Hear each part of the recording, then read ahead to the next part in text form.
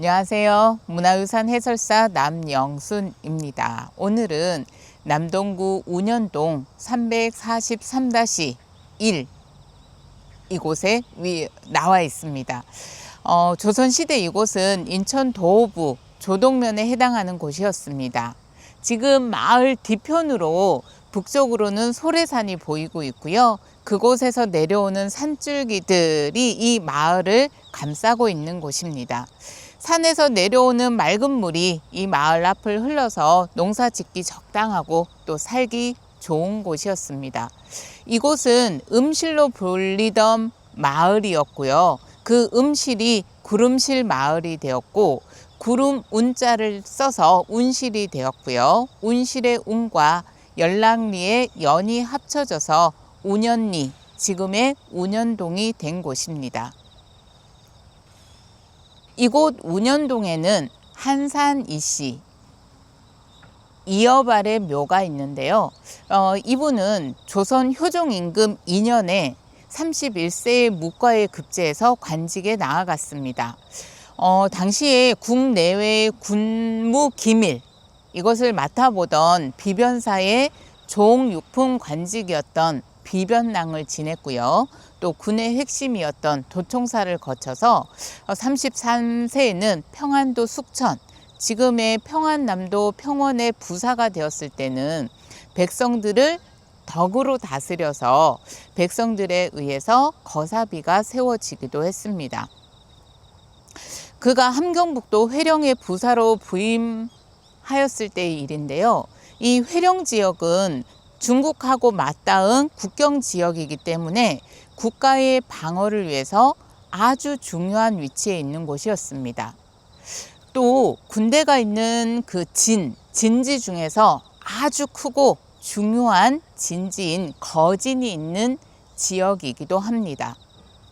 그런데 당시에 이 국경선 너머에는 여진족이 살고 있었어요. 그리고 이 여진족들을 당시에는 야인이라고도 불렀습니다. 이렇게 중요한 역할을 하는 회령에는 이 야인들과 무역하는 시장이 있었는데 그런데 이 야인 상인들의 시장 출입 그 정원을 제한하는 것도 없고 또 체류하는 기한도 정해져 있지 않았어요. 그러다 보니까 이 여진족들이 와서 우리나라에 들어와서 난리를 피우고 횡포를 부려서 우리 백성들에게 피해를 입히는 경우가 많았다고 합니다. 그런데 이때 부사였던 이여발이 통행증을 만듭니다. 그래서 상인의 출입 인원을 320명 이내로 제한을 하고요. 또 머무를 수 있는 기간도 20일 이내로 엄격하게 통제를 했다라고 합니다. 그래서 우리 백성들이 입는 피해를, 그 많은 피해들을 줄일 수 있었다고 합니다. 평안도 병마절도사로 나아가서는 성을 수축하고 또 군사들을 훈련시키고 병기를 정비해서 북방 수비에 힘썼습니다. 북방 정책을 펼쳤던 현종 임금 때 이렇게 북방 정비에 앞장서신 분이 바로 이여발입니다. 현종 때 공조, 병조 참판에까지 오르기도 했습니다. 그러면 지금 이여발의 묘를 한번 살펴보도록 하겠습니다.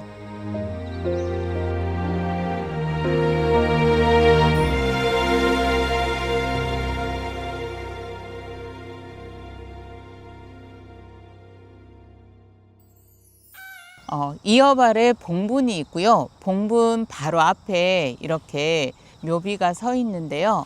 지금 보시면 우명 조선국 자헌대부 지중추부사 겸 오위 도총부 도총관 한흥군 이공휘 여발 지묘 이렇게 되어 있죠. 앞에는 이분의 관직이나 품계가 적혀 있고 그리고 이제 한흥군이라고 했고요. 이공휘 휘는 이때 그 돌아가신 분의 생전 이름을 쓸 때 이렇게 휘라는 글자를 적어줍니다. 휘 여발, 지묘 이렇게 되어 있고요. 정부인, 경주, 이씨, 부좌 이렇게 해서 정부인 같은 경우에는 남편의 품계에 따라서 남편이 이품 품계를 가지고 있다면 부인도 이품 품계를 갖게 되는데 그 이품에 해당되는 정이품, 종이품에 해당될 때 그의 부인에게는 정부인이 내려지게 됩니다. 그래서 정부인 경주 이씨가 함께 부좌되어 있다, 좌측에 묻혀 있다 이런 내용들이 적혀 있습니다. 그리고 지금 묘지를 보면 둘레석은 되어 있지 않고요. 그리고 묘비와 상석 사이에 혼유석이 위치하고 있습니다.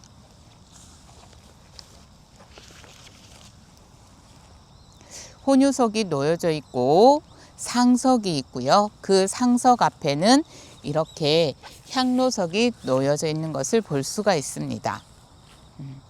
또 하나 특징적인 것은 이렇게 묘 앞에 우리가 서 있는 곳에 이렇게 개채석이라고 해서 장대석이 하나 놓여져 있는 것을 볼 수가 있습니다. 이 개채석은 산자와 죽은 자를 나눠 놓는 공간이에요. 그래서 개채석에서 묘 봉분이 있는 곳은 우리가 계절이라고 이야기를 하고요. 또 우리가 산자 후손들이 있는 곳은 백예절 이렇게 이야기를 합니다. 자, 봉분 앞쪽으로 바라보시면요. 멀리서도 이곳의 묘지를 알 수 있도록 망주석이 양쪽으로 세워져 있는 것을 볼 수가 있습니다. 그리고 망주석에 보시면 자세히 보시면 동물이 새겨져 있어요. 이렇게 보통은 새호라고 이야기를 하는데 여기는 일반적인 새호의 모습은 아닌 것 같습니다. 그래서 양쪽으로 놓여져 있고요. 그리고 그 망주석 앞부분으로 금관 조복을 입고 있는 문관이 이렇게 손에는 호를 들고 있는 것을 볼 수가 있습니다. 또 하나는 이분 지금 봉분에서 한 10m 정도 떨어진 곳에 신도비가 놓여져 있는 것을 볼 수가 있어요. 그래서 신도비의 그 가장 위쪽에 보면 우리 그 한옥 지붕 모양을 하고 있죠. 개석이라고 이야기를 하는데요. 이런 모양의 신도비를 우리는 비좌 개석이라고 이야기를 합니다. 신도비는 신이 다니는 길에 세운다라고 해서 신도비고요. 보통은 무덤의 남동쪽에 세웁니다. 그 길이 신이 다니는 길이라고 해서 세우게 되고요. 관리들 중에서도 그 이품, 종 이품까지 해서 이품 이상의 관리들에게 세우는 또 그 신분을 나타낼 수 있는 그러한 비석이라고 할 수가 있겠습니다.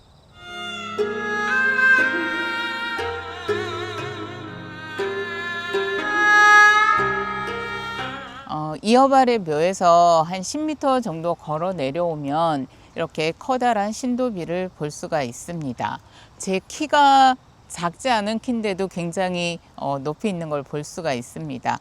이 신도비는 종 이품까지 이품 이상의 관리들에게 들만 세울 수 있는 비석이에요. 그래서 앞뒤로 이렇게 빼곡하게 글이 적혀 있는데 이분의 업적 또 이분이 후대에 남기고 싶은 말씀들 또 후손들에 대한 이야기까지도 적혀 있습니다.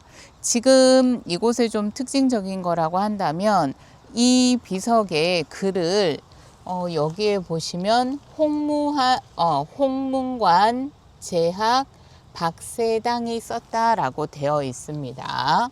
박세당 이분이 또 굉장히 유명하신 분인데 우리나라의 뭐 과수라든지 원예, 양잠에 대한 이야기가 적혀 있는 색경이라고 하는 책을 쓰신 분이기도 합니다.